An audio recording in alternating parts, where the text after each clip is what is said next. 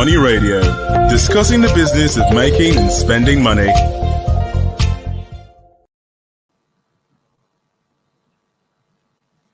Hello, Abuja. Hello, everyone, from wherever you're listening to this podcast from. It's a sunny afternoon here in the nation's capital, Abuja. And of course, we're live here on the Money Radio segment of the agribusiness segment of the Money Radio show on the Leadership Podcast News studio. And of course, we're back again to talk about agriculture again and again until it becomes the mainstay of our conversation and our investment in this part of the world. Of course, my name is Adad Otse, and I'm here live today on the show. And it will be an exciting time to talk about something very interesting, something that will educate you on how to invest in a segment of the market, I assure you. And of course, in the studio today, we have Dr. Ada Obuche, who is here with us and from the Zoetis team, here to engage us in today's conversation. And welcome to the Leadership Podcast studio. Thank you very much, Oscar. So, Thank you very much. sorry for the drive and going around to find your way in here.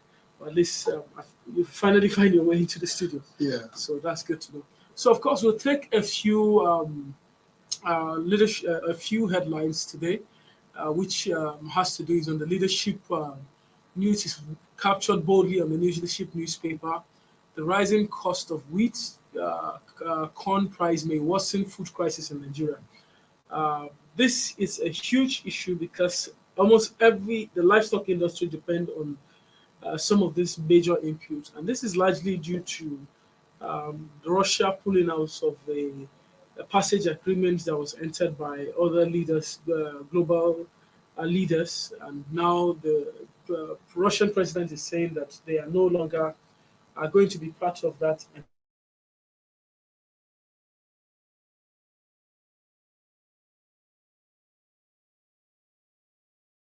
Take for letting this, on this new headline.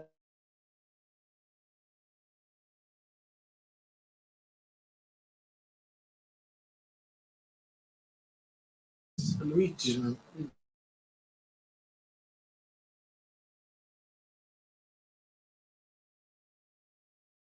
I'm more unfortunate that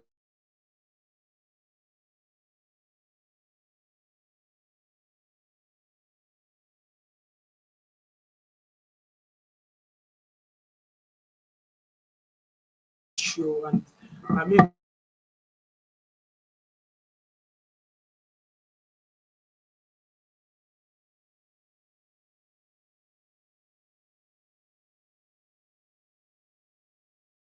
mainly irrigation activity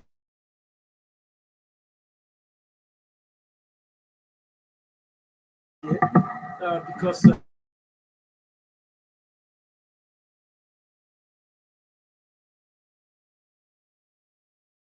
I still depend on either Russia or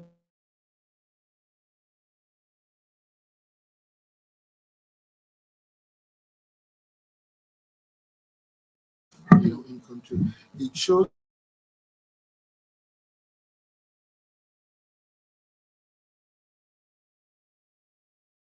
that farmers have years.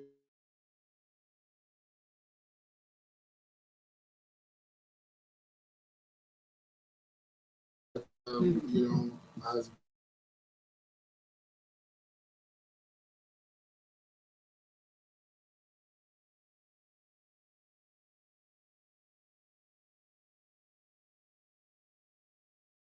not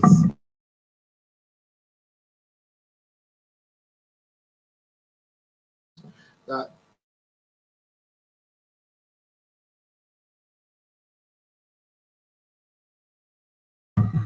and a lot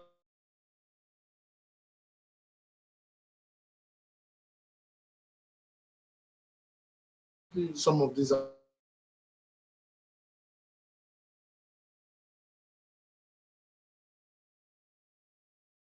causing a lot of that.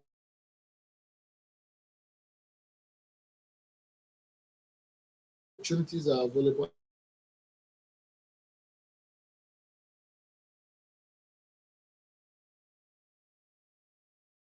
Fantastic.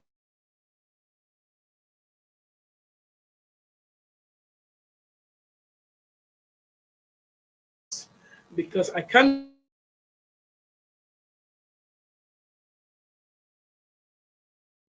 situation. They are okay.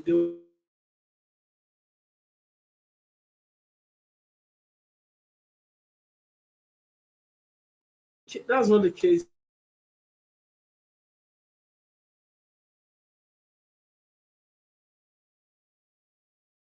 In parts of not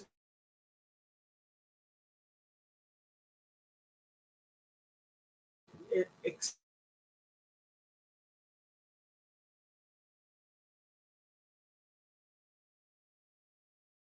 that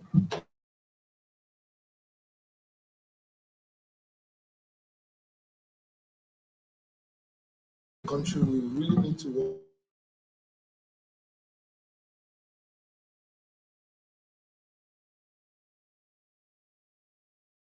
to really go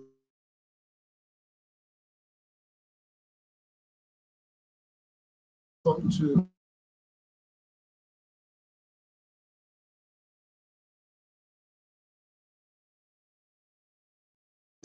currently um,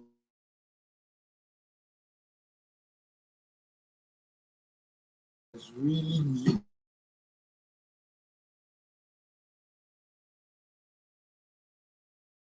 for people to do things right. So, as on that note, we come to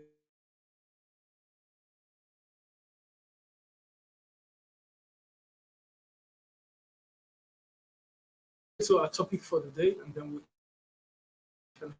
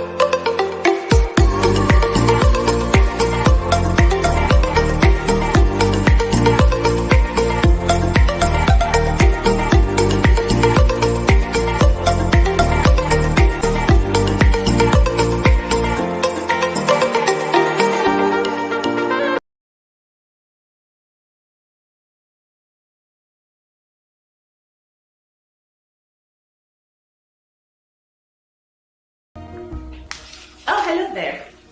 You must have heard that leadership is forgotten country. True. But it is also important to know we are for you right there in your corner when you need us. And this is how you know. Our coverage of youth and children's issue is so unbeatable. We even produced our special edition. When others walk away, we stay with the story. We don't just report the story, we help you find the path. We bring you some of the country's finest writers, Monday to Sunday. We ask the tough questions. We speak your language. Ina kwanan? Lafiya lau. Wani labari muke da shi yau? Ina karanta labarin hirar da aka da Dr. Hakim Baba Ahmed. Da kyau. We bring style to life in Le Vogue magazine. We identify leaders before others recognize them. And the data is speaking for us. So if you're not in leadership, you're behind.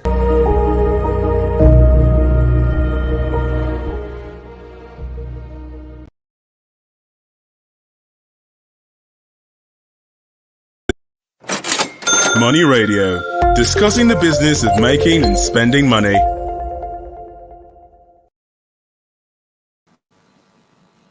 So, welcome back to the Money Radio Show, the agribusiness segment of the show today.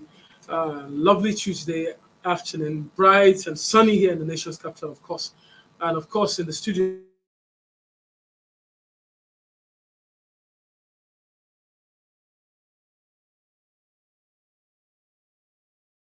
show today.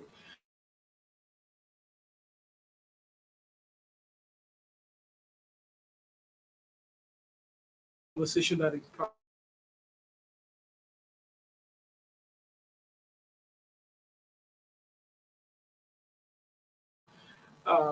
Through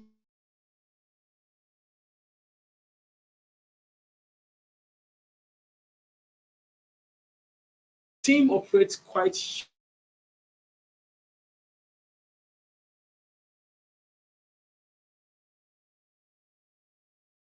the market.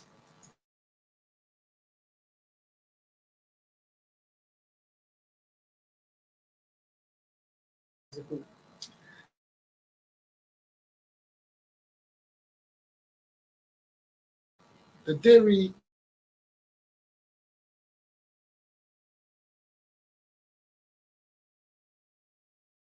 All that is happening with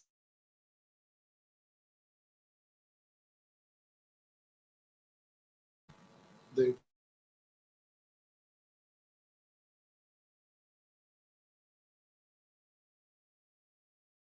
there's a gap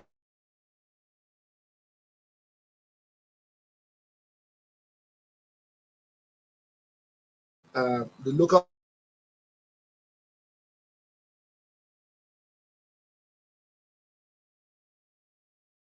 it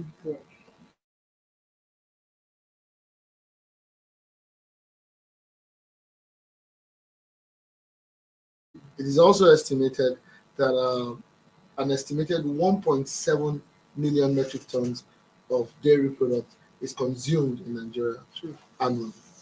Yeah. So what this simply means is that we are consuming far more than we're producing. In fact, we are consuming, twice what we are producing. So when I say virgin sector, I'm just saying that this is a sector that has a lot of room for development, has a lot of prospects, and can go on to become a major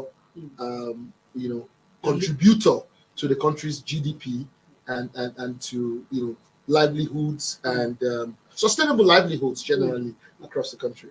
Yes. So it's do we need to?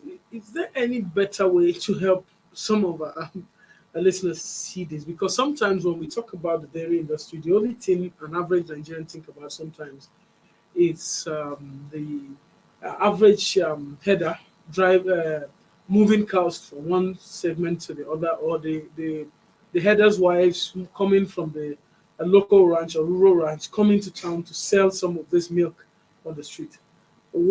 How are Nigerians also consuming dairy products that they really do not understand? Because it's easy for people to say, "Oh, it's not my line of business," but apparently in our daily lives we consume and use a lot of this product.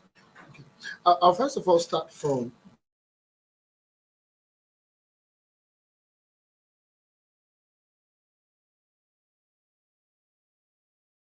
dairy or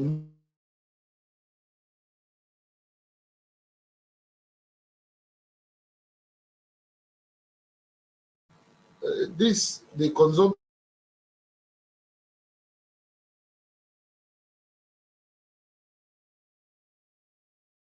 of the world fresh milk.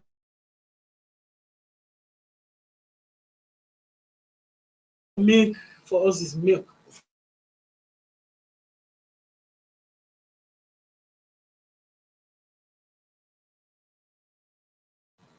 This processed milk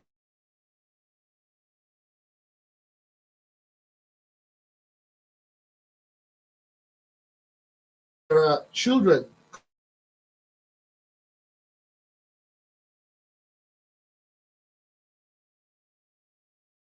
we're actually consuming a lot of milk. The difference is that people probably do not see it as milk because, like you said, when they talk about milk, or something, they think easily about the header, the header just going around with milk. But no, the processed milk that we consume day to day actually comes from that milk. So if we are producing enough milk, then we can actually benefit as well from having those processing plants or those companies that are processing or giving us the processed products, source their raw materials locally. So this is where the opportunities exist. And we also have things like yogurt. Day to day, we also have people consuming people in the pastry industry. They use a lot of the fura de nono and the rest and of it. all that. Yeah, fura de nono is like the local day-to-day fresh milk consumption. But even these days, it's actually not as fresh. I've had cause to have a taste of some of those. We have some companies that are doing quite a whole lot in adding value in that segment of the fura de nono market, especially here in Abuja. And sometimes you have a taste of it and you realize that it's not as fresh. I mean, I've had a fresh milk outside the country in Brazil, and till date, the taste of that fresh milk in the morning is still not the same as what I've tasted virtually all my life before in Nigeria. Yeah. Well, there could be different reasons for that. First of all, milk itself has quality. So the quality of what? The content. Milk's supposed to have a percentage of water content. You also have a certain percentage of fat. Different content. And then the kind of feed they also feed in there. So those things can may not be the regular. But then as well, you'll be surprised that the milk that you might have consumed, even though fresh, might have passed through some form of processing as well, no matter how little it is, to ensure that it is made wholesome.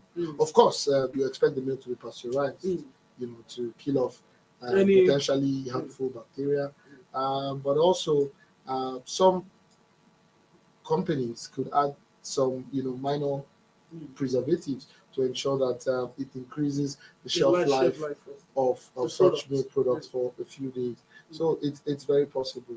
But I personally do not, I do not patronize the local fresh milk. I'm a full-time farmer, so they don't market because, of course, I'm concerned about the safety. And we cannot run away from the fact that there are lots of zoonotic diseases around, and these diseases, in some instances, can be, easily transmitted to humans. Like TB bovine TB, for example, is something that could be of bovine TB. Now, I wanted to bovine tuberculosis. Yes, of course, that's zoonotic, and consuming raw unpasteurized milk is a possible source of exposure. But beyond that, so many other organisms out there that can easily contaminate. So generally, it's an industry that is open to a lot of opportunity and investment. Absolutely. However, do we wait for who should act first, the private sector or the government, in driving this potential or in taking advantage of this opportunity? Because it's huge, like you mentioned. It's run into millions of dollars on a yearly data that we've seen over the years. Well, I think it's both ways. It's both ways. There are so many things that I think should be done or can be done, and it's being done, even if it's in small scale, to ensure that the sector grows and people are able to get the benefits that they should get. Of course, the government has a role to play, and the private sector has an even bigger role to play. Providing the enabling environment in terms of policies, ensuring that there is access to quality, input, for example, in the sector, regulation and the likes. Of course, those are things that the authorities can do. But as well, at the private sector level, there needs to be better understanding of the industry. Not just of the industry. So you can have an understanding of the industry, understand the prospects of the industry, understand the gains in the industry. But when it comes to the foundation, the basis, which is farming, are you a good farmer? Okay. What are the things that should be put in place to ensure that you are a successful farmer. Not just a successful farmer, but a successful dairy farmer. For starters, what breed of animals you have on your facility? Okay. What breed of animals are you keeping? Okay. How are you planning your production programs to ensure a typical dairy cow is expected, in an ideal situation, to have at least one calf every 12 months? That has to do with planning. How are you managing the health of your animals? How are you handling the biosecurity of your farm? Are you ensuring that your animals are not getting disease? How are you putting in preventive measures to ensure that you prevent the animals from falling sick, but also ensure that your animals are giving you the best? There are certain, underlying challenges, for example, that would affect the dairy cow, that you could invest, have the most beautiful breed of cattle, and you will still not be able to break even because you are not getting the output that you should be getting from your input. So I'll give you an instance why some of this planning is important. The typical Nigerian indigenous cattle, as good as they are, can give you an average of 1.6 liters of milk per day. That's the estimate. Just 1.6 liters. Like, we need to put just to it because, But now, if you have a Frisian, well managed, could give between 25. I like that, well managed. Well managed. Could give you between 25 to 30 liters of milk per day. That's a difference about 3.4 liters. We're talking 1.6 and about 30 liters. 30 liters. So we're talking about 8.4 liters. Okay. Now, so you also have like the Jersey breeds that can give you as much as about 18 liters of milk per day. Now, one of the things that has been done successfully around by lots of farmers is to crossbreed. Crossbreed a high-performing dairy cattle with an indigenous cattle, such that the crossbreed is resilient to local to some of the challenges that would easily be a hurdle for the exotic breeds to overcome. But then is also able to produce substantially good quality of milk, or good quantity and quality of milk. But on the other hand, with all this, after all this, health matters. Okay, health of the animal matters, and you could invest everything. And I think I want to mention particularly one topic of one disease that is a major problem for dairy farms. Mastitis. It is called. Mastitis. Yeah, mastitis is basically the inflammation of the udder. Okay, so mastitis is the major cause of loss in dairy farm and dairy farming. In fact, it's estimated that globally, millions and millions of dollars are lost to this disease. It's lost to mastitis annually. There's no vaccine, no nothing. Is there no vaccine to it or something that prevents this from ever happening? Okay, just to talk a bit about mastitis being a major challenge in the dairy sector. Mastitis is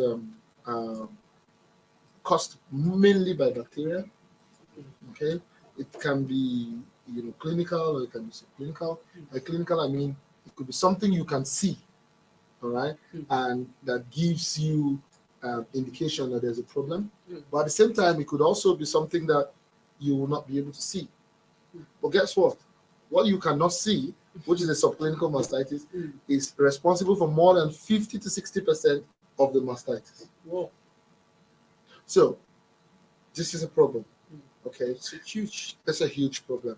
And what mastitis does basically is that because it's caused by bacteria, this bacteria affects the cells in the udder that produces milk.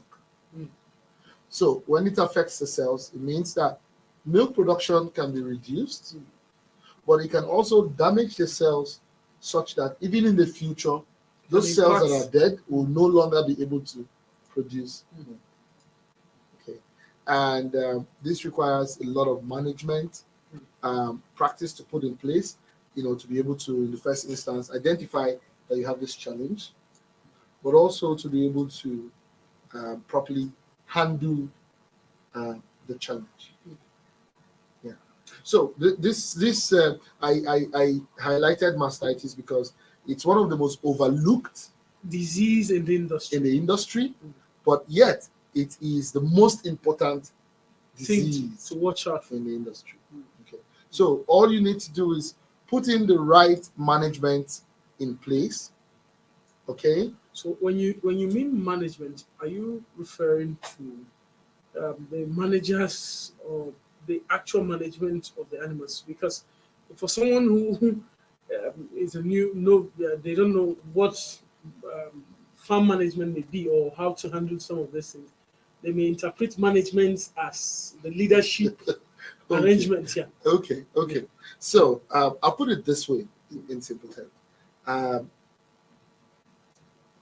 Mastitis is caused by bacteria. I already established that.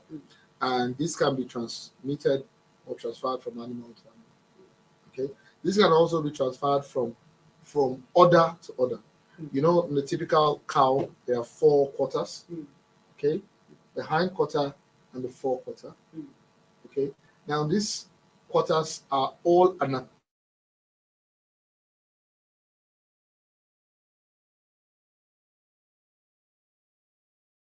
while the second quarter is free of mastitis.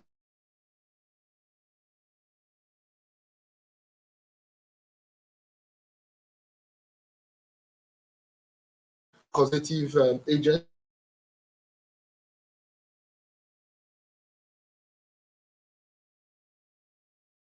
as a farmer, as a dairy farmer,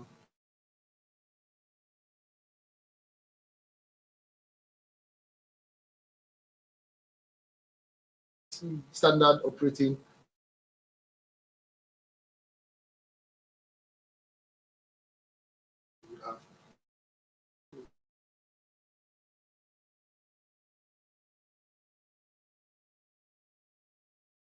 Okay, so now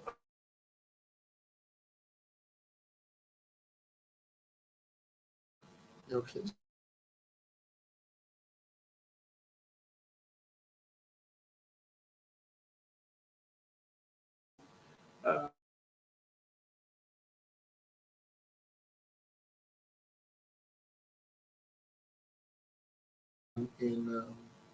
no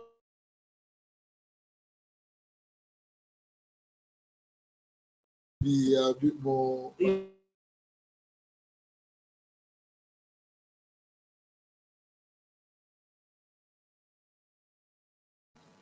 extract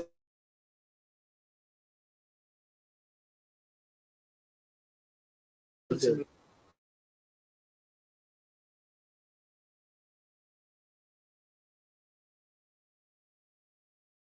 Has the advantage of being able to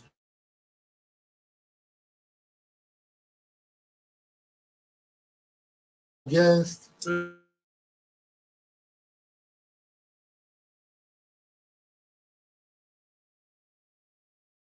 milk that process.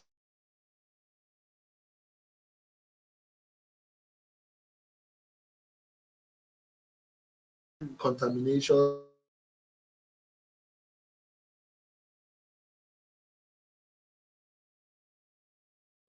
Local milk. Because Yes.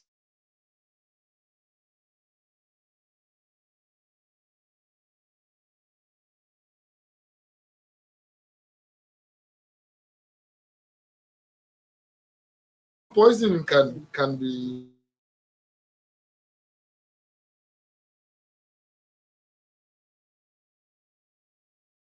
like come with consuming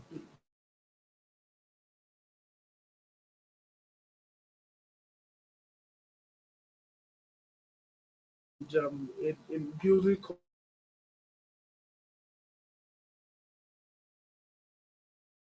Nigeria. Can you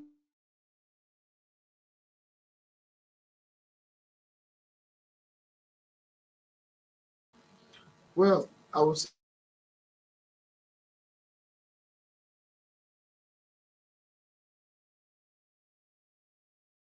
the first thing that comes to my mind.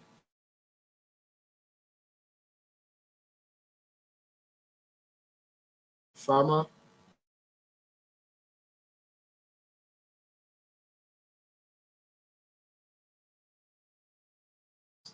as well as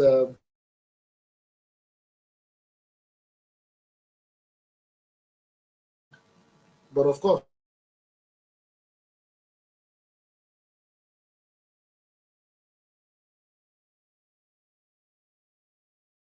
to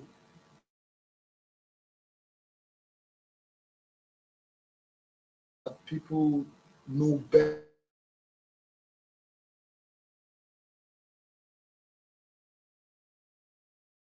the solution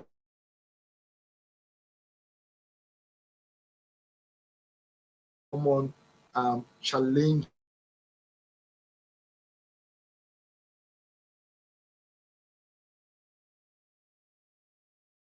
you are creating wealth.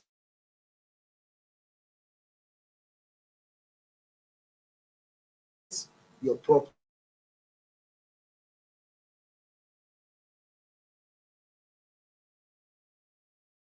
When you have challenges,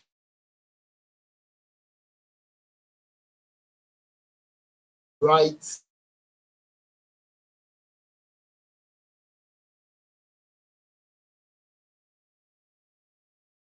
Significantly,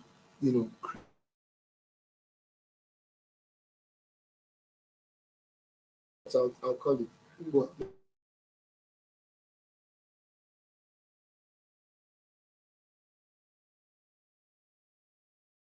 of in terms of what I'll call sustainable income generation for households, but also for farmers, for farms, and for the society at large. So, but in reality, how much can, let's say, because you mentioned that you work with the bigger farms, some or the smaller farmers, as the case may be. In reality, some people see this as opportunity as um, something that they will need a lot of money because because of how big the cattle is.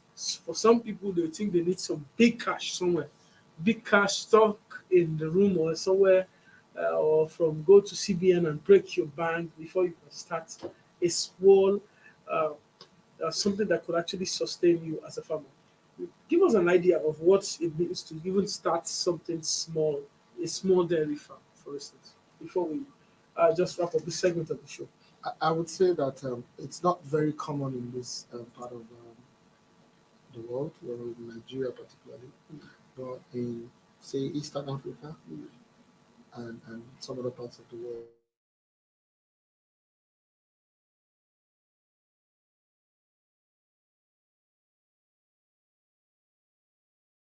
They are high producing.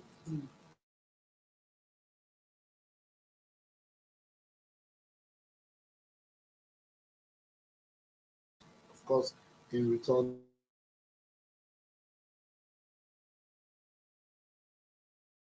livelihood. I think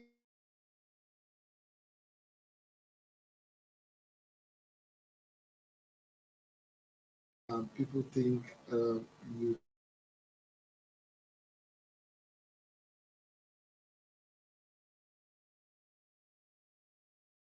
another thing is people fear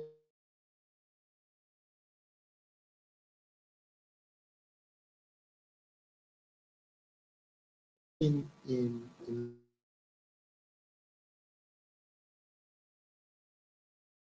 economically, but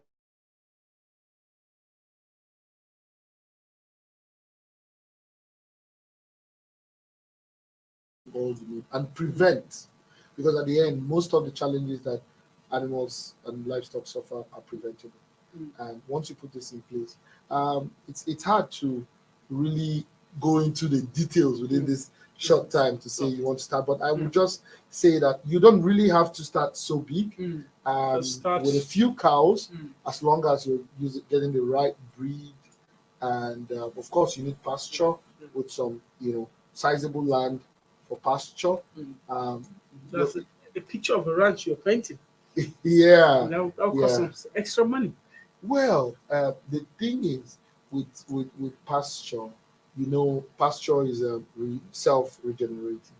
Once you have the right piece of land, to scale with the number of animals you have, and then you plant, then you see that naturally, year by year, you're getting fresh pasture without having to invest into starting up any new. Well, I wish we can actually go on and have this conversation. There's so much to learn, and the time is quite limited.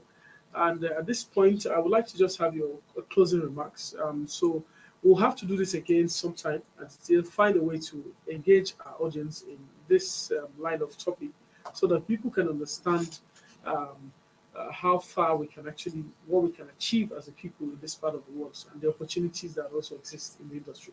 So your final remarks to everyone or anyone listening or watching this podcast at this time. Okay, I would say that the Nigerian dairy sector is a sector that has a lot of prospects. It's a sector that requires, some knowledge and background.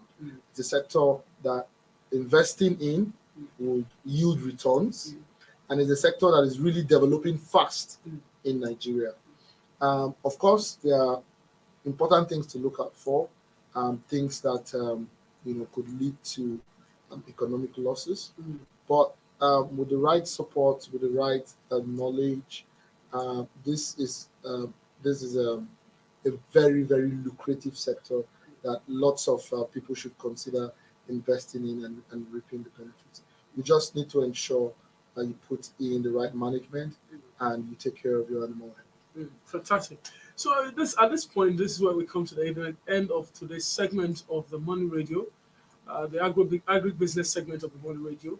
My name is Adadu Ote. I'm your Agotella King, of course, here on the show. And we hope to do this again, same time, same station. And we will expand on other topics as it relates to agriculture. Thank you, and make sure you eat something healthy from the farm today. Just like Doctor said, be careful of the kind of meat you consume from today onwards. Thank you, and do have a lovely weekend. Thank you for watching. For sponsorship and advert placements, please contact 080-3688-6158. Last Word Leadership Podcast Studio. You have the last word.